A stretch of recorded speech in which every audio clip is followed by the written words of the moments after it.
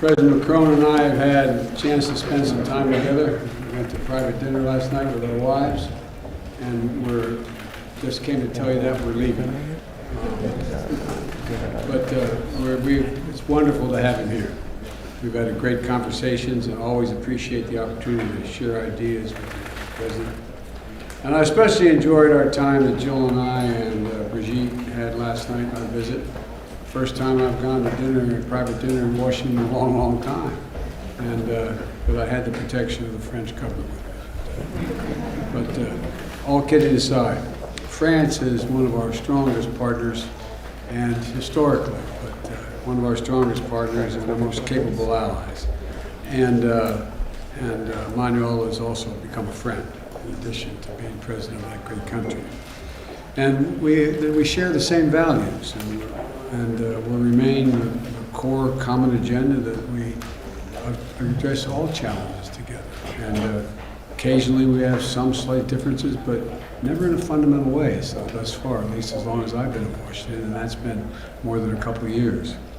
Today, we reaffirm that France and the United States, together with all our NATO allies and European Union and G7, stand as strong as ever against Russia's brutal war against Ukraine. We talked a lot about that in our bilateral meeting. And we'll continue the strong support for the people of Ukraine as they defend their homes and their families and their sovereignty and territorial integrity against Russian aggression, which has been incredibly brutal. I knew Russia was, but I didn't anticipate them being as brutal as they have been, what they've been doing. Many of the reporters in this room have been there themselves and covered from there, and they know what it's like. Today, we reaffirmed that, as I said, we're going to stand together against this brutality. And we'll continue the strong support for the Ukrainian people as they defend their homes and their families and their nurseries, their hospitals, their sovereignty, their integrity, and against Russian aggression. I want to thank you, Mr. President, for welcoming that the people of France have given to over 100,000 Ukrainian refugees. It's a mark of who you are as a people. And they're fleeing Putin's just barbarism. Putin thinks that he can crush the will of all those who oppose his imperial ambitions. But attacking civilian infrastructures in Ukraine, choking off energy to Europe, to drive up prices, exacerbating food crisis, that's hurting very vulnerable people, not just in Ukraine, but around the world. And he's not going to succeed. President Macron and I have resolved that we're going to continue working together to hold Russia accountable for their actions and to mitigate the global impacts of Putin's war on the rest of the world. The United States is helping Europe diversify away from Russian natural gas in the immediate term, while accelerating our clean energy transitions, and we're going to continue working in close partnership with Europe as we move forward.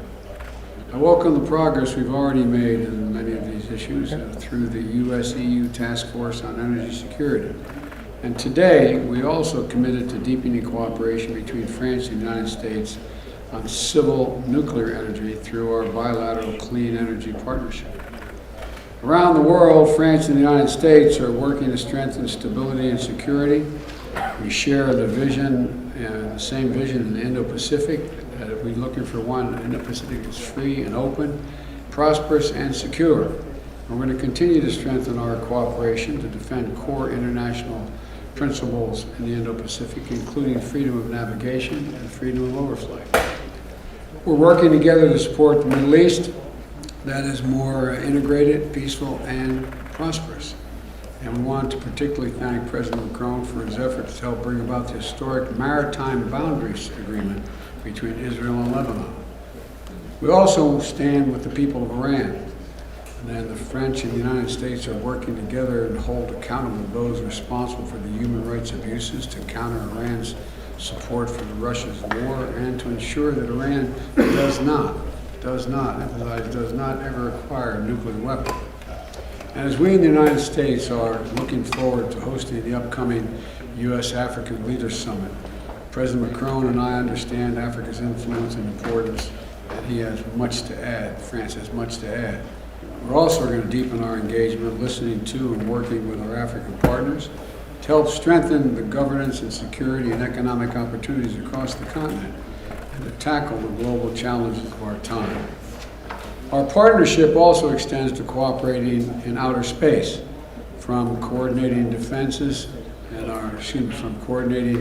of our space activities to strengthening scientific efforts to monitor Earth's changing climate.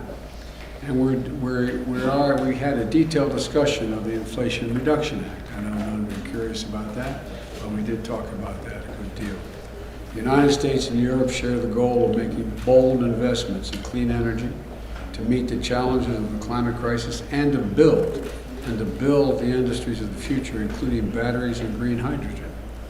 We agreed to discuss practical steps to coordinate and align our approaches so that we can strengthen and secure the supply chains, manufacturing, and innovation on both sides of the Atlantic. We ask our teams to follow up on this part as ongoing U.S.-EU consultation continues, because we can work out some of the differences that exist, I'm confident. France and the United States are also leading efforts to strengthen the global health and global health security. President Macron visits falls on the World AIDS Day. And I want to particularly highlight our joint effort to reach our goal of ending the AIDS epidemic by 2030. That is a goal we set, a goal we're going to accomplish, and a goal we're sticking with. And to do it, we have all the tools we need. We just have to make finishing this fight a top priority for not just the two of us, but for other nations as well. And that's why I'm proud to take the baton from you, President Macron, and host the Global Fund's 7th Replenishment Conference this year, building on France's strong record of leadership. We've raised $15.7 billion with the United States and France as the two largest contributors to the Global Fund. And it's going to save millions, literally millions of lives.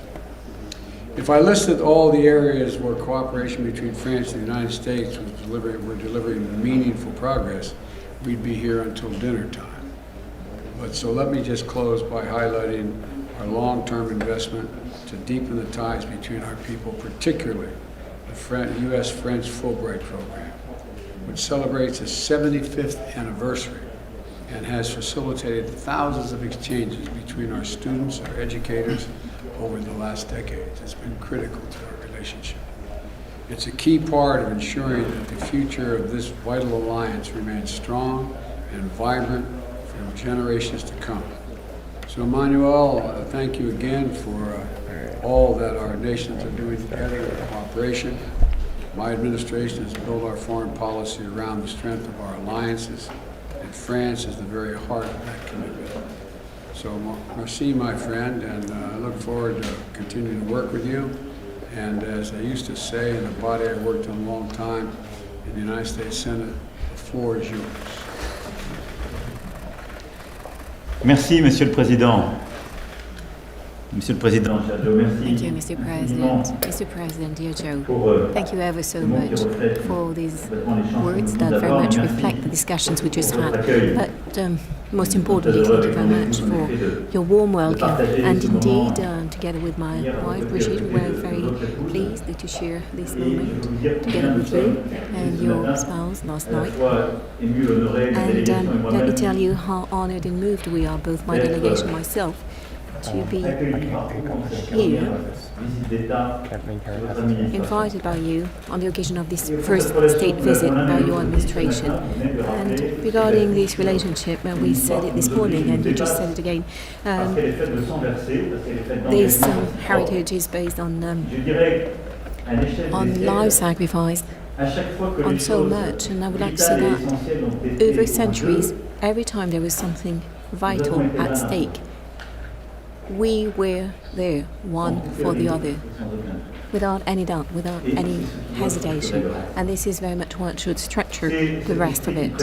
It is this spirit that is prevailing in the current circumstances since last February. And I did not repeat what President Biden perfectly described.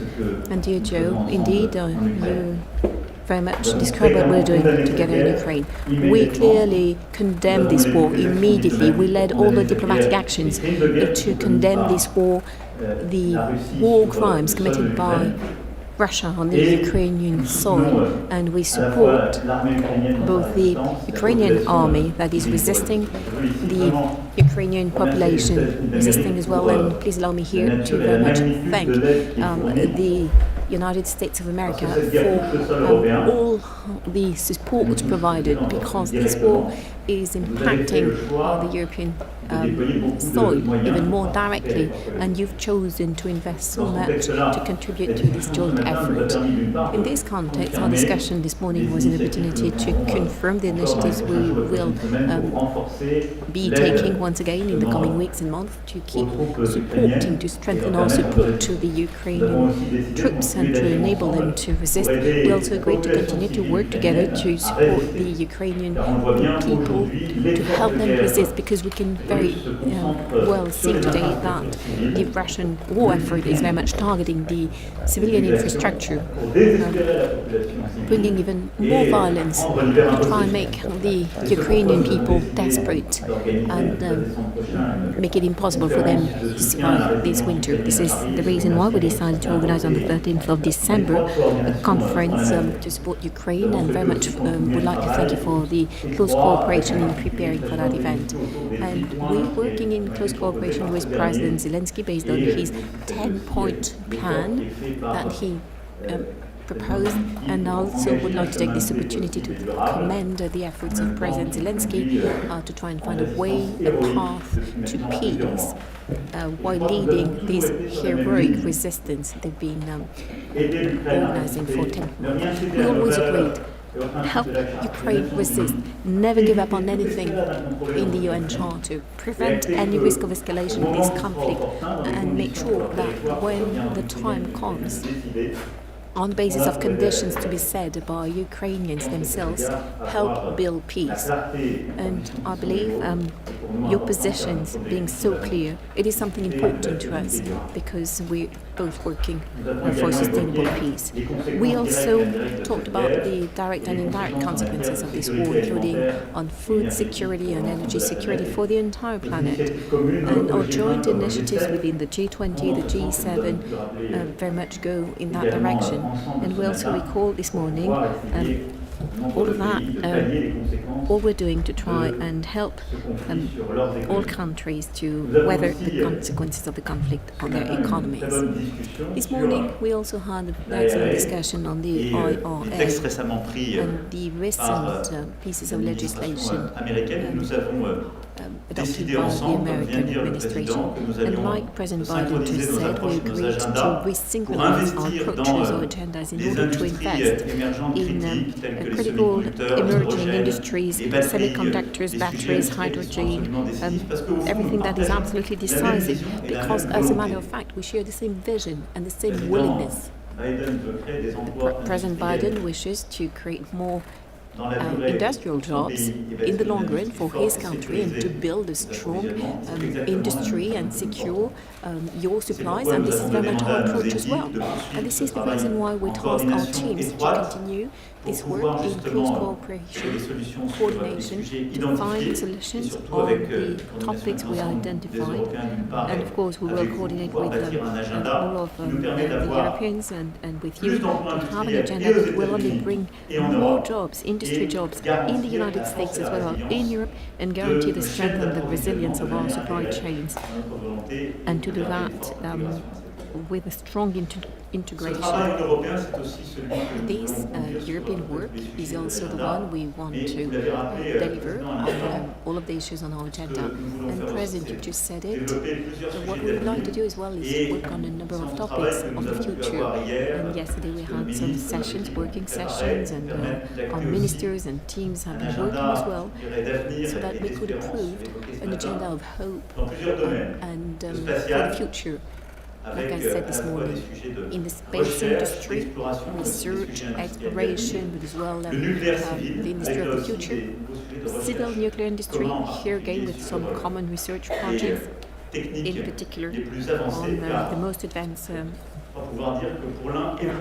technique, because I believe I can say on behalf of both of us that the civil nuclear industry is very much part of the energy mix in which we believe in, that will not only bring jobs but enables us as well to have a secure supply and to meet our climate objectives. Well, to talk about the quantum issues, the number of stakeholders, innovation, and whose will our delegations are here to illustrate the work that is taking place so that we can deliver on that common objective. Lastly, we also have all of our commitments on the major international challenges which are very much, I would say, feeding our relationship as well. Combien nous avons été heureux de voir votre choix qui tell you once again how pleased we were with your choices that very much match your history and your campaign commitments. The fact that you're back on major international challenges such as health and climate, it is really a new deal. We've been resisting for a number of years, and now we're being able to re-engage with you. And on this day of World AIDS Day, as well, we are very much continuing to work to deliver by 2030. And I would like to say how much has been achieved by both our countries, which are major contributors to the global fund, to deal with, of course, eradicate AIDS, but also malaria and a number of other diseases for the benefit of the most fragile population. And the same goes in our relationship when we're doing everything we can to deal with climate change and biodiversity. Of course, we want more innovation, we want to promote solutions on climate change, but we also very concretely acknowledge a number of initiatives in this respect on the occasion of this visit. It is about finding a new financing means for the most fragile countries, emerging countries, to support them on both development and climate change. And in this respect, you will be playing a key role in the summit l'été prochain de nouveaux partenariats entre le Nord et le Sud qui s'inscrit pleinement d'abord dans la logique de ce que nous avons fait ensemble pour réallouer plus de moyens vers les pays du Sud et aussi de l'agenda de réforme de nos institutions multilatérales financières qui est indispensable pour réussir cet objectif, en particulier réforme de la Banque mondiale et amélioration de nos instruments financiers existants. Et puis en matière de biodiversité, nous avons eu l'occasion hier de parler avec le caucus compétent, biodiversity, reprise ensemble notre volonté et là aussi d'avoir un agenda extrêmement ambitieux et en particulier nous œuvrerons ensemble pour préparer le One Forest Summit qui se tiendra sur le sol africain Gabon le trimestre prochain. Ce sujet étant aussi au cœur de ceux que vous voulez soulever les États accueilleraient. Donc là aussi sur ce volet, il y a une forte convergence entre nous. Et enfin, nous continuerons d'être engagés ensemble dans la lutte contre le terrorisme et pour la paix. En étant à vos côtés, j'ai évidemment une soldats qui sont tombés en Afghanistan, en Proche-Moyen-Orient, en Afrique pendant ces dernières années, se battre pour la sécurité de ces régions du monde the security of these regions of the world and of all countries. And here again, please allow me to say once again that we're committed within our international coalition in the Middle East through our military action, and we will continue to do so because this fight is not over yet, and it is important to remind all of our allies and partners that we need to continue to work to fight terrorism in the Middle East and the Near East. And I would like to thank you for all your very valuable support over the past few years for the fight against terror, including in the Sahel and Africa. And that enabled us to have some very concrete results, including over the past few weeks. And we'll continue to work together. I could carry on during the entire afternoon. We could talk about the Indo-Pacific, the way particularly we're reorganizing our presence in the Indian Ocean.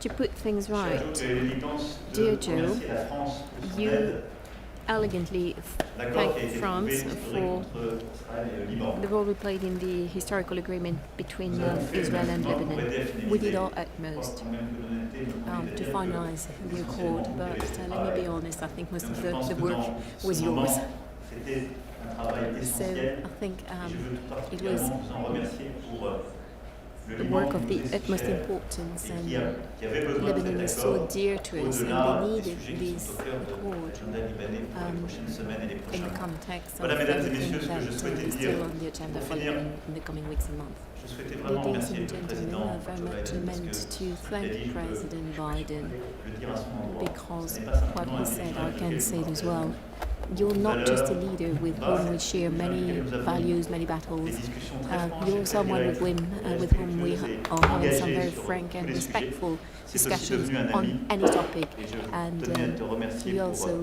became l'accueil friends. qui nous est fait, And so l'honneur qui nous est fait, thank you ever so mais much surtout for this warm welcome l'importance dans ce and moment for the de pouvoir passer du importance temps of ensemble et being prendre des able to décisions spend pour some notre avenir time commun. together Merci now. infiniment. So important for our joint future. Thank you. Well, thank you, Emmanuel. I began to refer to you privately as my closer. That deal with Lebanon and Israel, we did negotiate, but we needed a closer to get the job done, and we did it. Thank you very much. All right, we're going to take, we're each going to call on two people, a total of two people, total of four all, total. And the first questioner is going to be from AFP, Miss End. Thank you, Mr. President. I would have a question for you and one for the French President, if I may. To you first, you now say that you're going to better coordinate, especially your green economic policies. But yesterday, Emmanuel Macron said that the Inflation Reduction Act is in fact super aggressive, I quote, for European companies. Does it mean that you are ready to grant exceptions, exemptions, or derogations to European industries? And now my question to you, Monsieur le Président. Est-ce que vous allez repartir de Washington avec l'assurance que Mr. President, will you leave Washington with the assurance aux industries européennes pour faire face aux subventions massives qui ont été votées ici? that Et plus généralement, vous avez dit hier que you will be able to deal with these massive subventions? Joe Biden faisait courir le risque de fragmenter l'Occident. Est-ce qu'en plus, The journalist doesn't have a microphone. d'une certaine manière, risquait de créer des divisions? So you think there's a risk of generating divisions? I'll answer the last question since I didn't hear any of it. I didn't understand a word of it, so I'll answer it. I'm going to take care of it. No, look, the United States makes no apology, and I make no apology since I wrote it for the legislation you're talking about. But there are occasions when you write a massive piece of legislation, and that has almost $368 billion for the largest investment in climate change of all history. And so there's obviously going to be glitches in it and need to reconcile changes in it.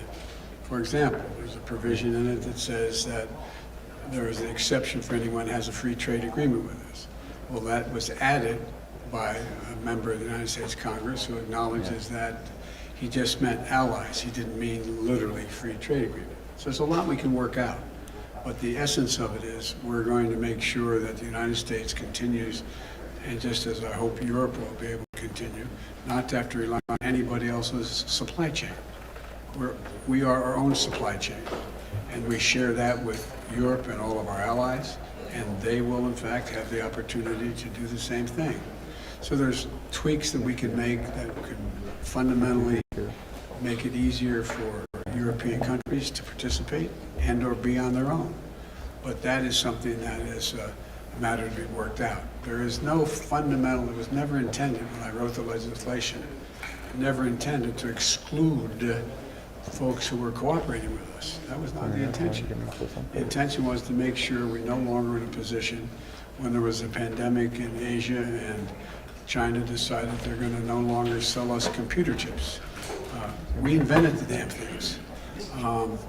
So anyway, but my point is we're back in business.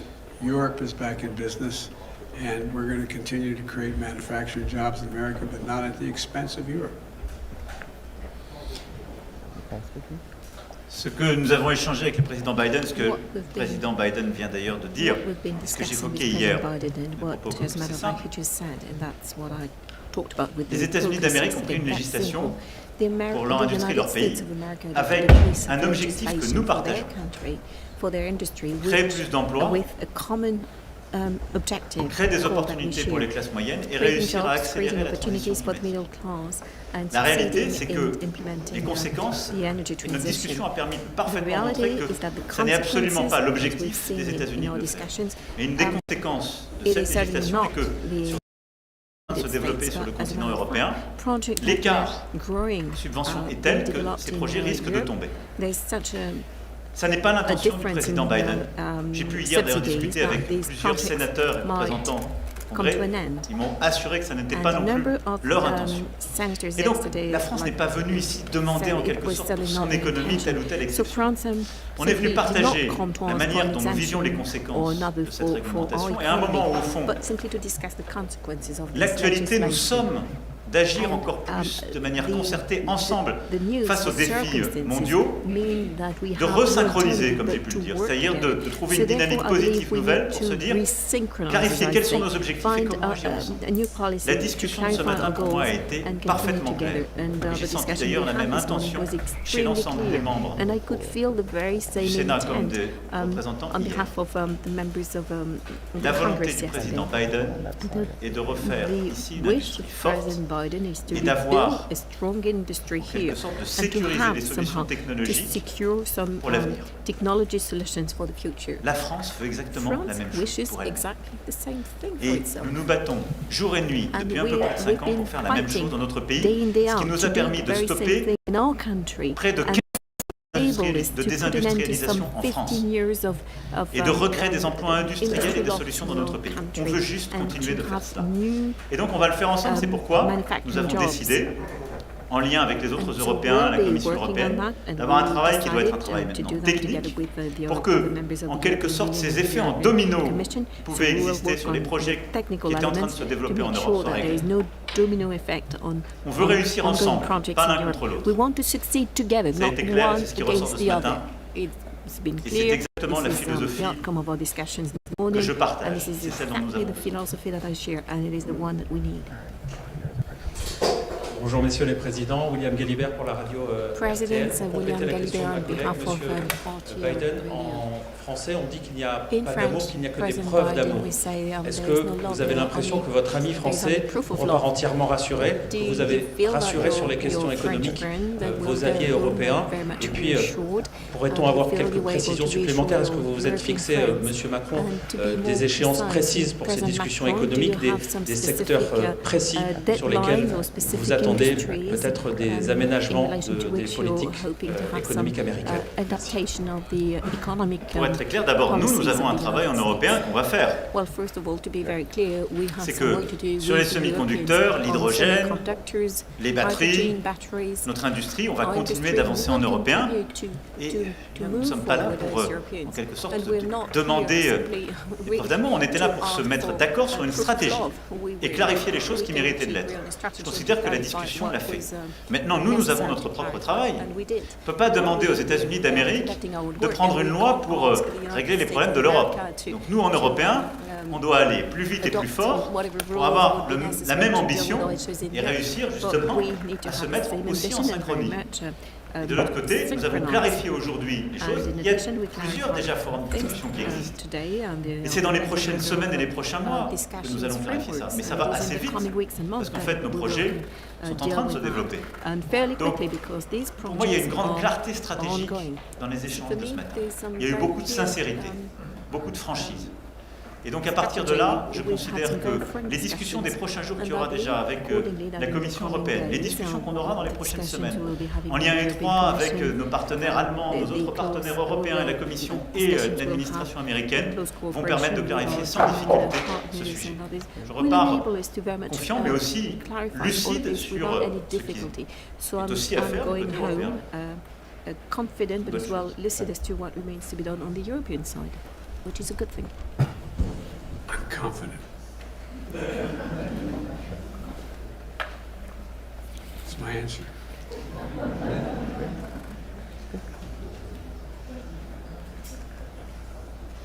Okay, who's the next question? Got my list here. Is it my turn to call on someone? Right? Okay, how about NPR, Tom Marquis? Thank you, Mr. President. I have a domestic question for you, and then Mr. Macron, I have a question for you about Ukraine. But first, President Biden, do the freight rail workers deserve more than 1 day of paid sick leave, like millions of Americans have? And if so, why didn't you negotiate for that when you were helping to negotiate that contract that you now want Congress to impose? I love you guys. I negotiated a contract no one else could negotiate. The only thing that was left out was whether or not it was paid leave. You know, I've been trying to get paid leave, not just for rail workers, for everybody. But that other team, they're called the Republicans, they voted against it. They said we couldn't do it. We're one of the few nations in the world that don't have paid leave for our workers. And so what we're doing is we can't afford to have, and by the way, in the meantime, they got a 45% increase in salary, et cetera. There's a lot of good things that happen to that. And in fact, this shuts down over the question of 1 to 5 paid, or 7 or 9, or whatever the numbers would be negotiated, paid leave days. It's going to immediately cost 750,000 jobs and cause a recession.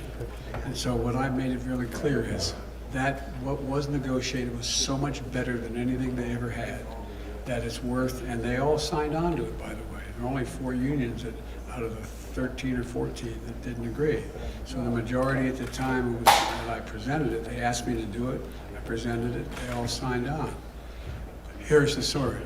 It doesn't mean because we are going to pass this, God willing, by Friday, by the time, by the weekend, that I'm going to back off of paid leave. I made it really clear I'm going to continue to fight for paid leave for not only rail workers, but for all American workers. I imagine it may surprise some of our European friends that there's no paid leave in the United States of America. We're one of the few major countries in the world that don't have it. It's about time. And so that's the context in which this all took place. And labor signed on to it as well, as you recall, initially. There were 4 unions out of the, I think, 13 or 14 that didn't like it. But I think we're going to get it done, but not within this agreement. Not within this agreement. We're going to avoid the rail strike, keep the rails running, keep things moving, and we're going to go back and we're going to get paid leave, not just for rail workers, but for all workers. President Macron, here in the U.S., President Biden is asking Congress for $38 billion of additional funding for support for Ukraine. There's been some pushback from Republicans in Congress saying that they cannot continue to write a blank check. So do you have confidence that the United States will be able to continue supporting Ukraine's defense in the way it has over the past year, in the months going forward?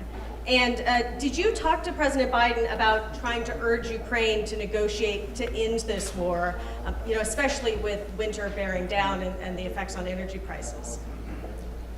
Look, I do thank President Biden and his administration for the great commitment they had vis-à-vis Ukrainian people. And let me just say that our 2 nations are made of values and history.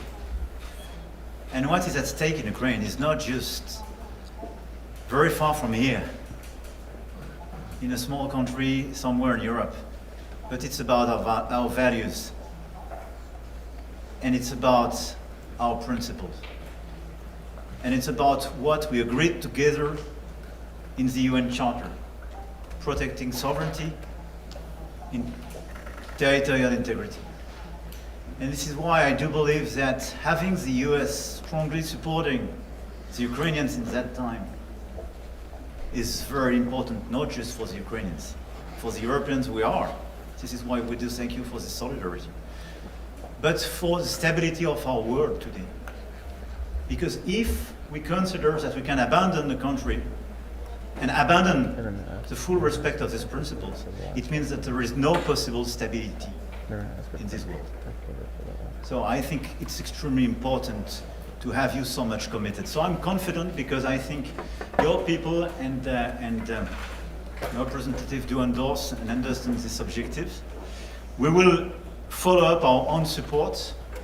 We increased our military support, we increased our economic support, we are increasing our humanitarian support.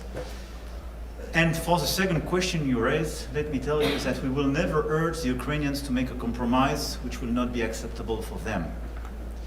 Because they are so brave and they defend precisely their lives, their nation, and our principles. And because it will never build a sustainable peace. If we want a sustainable peace, we have to respect the Ukrainians to decide the moment and the conditions in which they will negotiate about their territory and their future.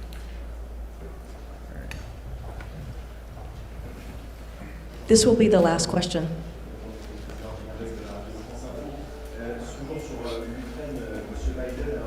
Emmanuel Macron doit s'entretenir dans les prochains jours, les prochaines semaines avec Vladimir Poutine. Le lien est maintenu depuis le début de la guerre. Vous n'avez pas toujours été d'accord avec cela. Est-ce qu'aujourd'hui vous approuvez l'approche du président français? Une deuxième question pour vous deux, alors que la guerre en Ukraine semble aujourd'hui à un tournant. Est-ce qu'il vous semble réaliste que le président Zelensky conditionne l'ouverture de négociations à un retour dans le giron ukrainien de la that is the return of Crimea to Ukraine? Look, there's one way for this war to end, a rational way. Putin to pull out of Ukraine, number one. But it appears he's not going to do that. He's paying a very heavy price for failing to do it, but he's inflicting incredible carnage on the civilian population of Ukraine. Bombing nurseries, hospitals, children's homes, sick, what he's doing. But the fact of the matter is, I have no immediate plans to contact Mr. Putin. Mr. Putin is, let me choose my words very carefully. I'm prepared to speak with Mr. Putin if in fact there is an interest in him deciding he's looking for a way to end the war. He hasn't done that yet. If that's the case, in consultation with my French and my NATO friends, I'll be happy to sit down with Putin to see what he has in mind. He hasn't done that yet. In the meantime, I think it's absolutely critical what Emmanuel said. We must support the Ukrainian people. The idea that Putin is ever going to defeat Ukraine is beyond comprehension. Imagine them trying to occupy that country for the next 2, 5, 10, 20 years, if they could. He's miscalculated every single thing he initially calculated. He thought he'd be greeted with open arms by the Russian-speaking portions of the Ukrainian population. Go back and read his speech when he invaded, when I said they were going to invade, and they did when we said they were. Go back and read the speech he made. He talked about him with needing to be another Peter the Great.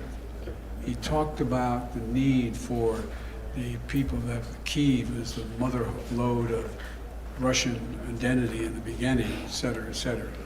He's just miscalculated across the board. And so the question is, what is his decision? How does he get himself out of the circumstance he's in? I'm prepared, if he's willing to talk, to find out what he's willing to do, but I'll only do it in consultation with my NATO allies. I'm not going to do it on my own. Thank you. Sur la question que vous posez et les préconditions, regarding your qui sont question mises and the par le président preconditions or the conditions set ukrainien. by the Ukrainian Je pense que ce qui est president, important, I believe that nous what tous, is de regarder, important for all of us to c'est qu'au look moment at même où l'Ukraine est en is train de that résister, de as subir des crimes de Ukraine guerre, is resisting, suffering from de subir des attaques war sur ses crimes, infrastructures civiles, attacks de on mener their des civilian contre-offensives. infrastructure, Le leading président Zelensky a counter-offensive. proposé un plan de paix en 10 points.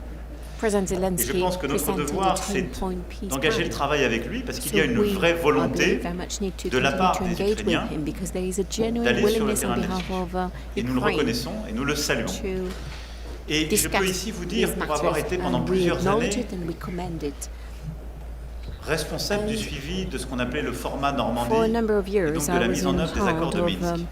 monitoring dernière the réunion qu'il y a eu implementation of entre the le Minsk président agreements. Zelensky et le président The Poutine, latest, date the last meeting d'ailleurs la between seule President Zelensky and de President décembre Putin, the 2019. only one, Et nous étions à cette époque avec la December chancelière Merkel. 2019. At the time, Je I peux was vous with dire que j'ai Chancellor vu Merkel. un président And I can sincère tell qui voulait you that I discuter saw et négocier. a Et president le who président was Zelensky, sincere depuis in his son willingness élection to talk and to jusqu'au negotiate. mois de février And dernier, since he il was n'a eu de elected cesse de vouloir until négocier. May, Celui qui a décidé de President lancer une Zelensky guerre, was c'est very le much président willing to Poutine.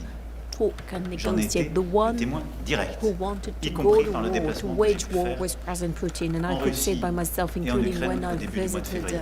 Russia Donc il est and légitime Ukraine que le at the président beginning of Zelensky ait des February. très So it's conditions only legitimate that pour President négocier. Maintenant, nous Zelensky devons sets travailler some la substance de ce qui peut être à terme un accord de paix. talk. Et ensuite, c'est l'évolution des We need prochaines to work semaines et on des what prochains could mois be qui nous to dira le peace moment qui est le agreement. bon. But it is for et le him choix to des tell us Ukrainiens. when the time comes and what the choices Une fois of qu'on a the dit ça, Ukrainians are.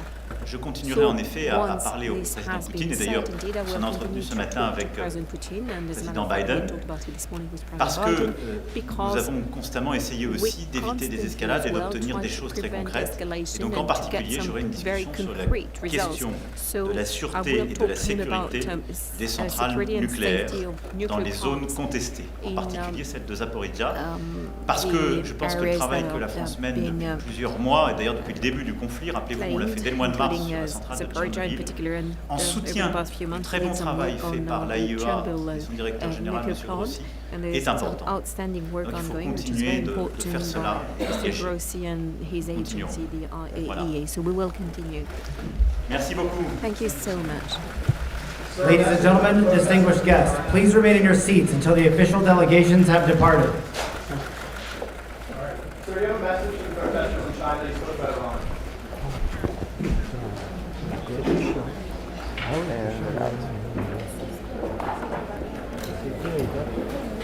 Thanks, y'all. Déchets, en plus, ils ont... C'était vachement... Hein?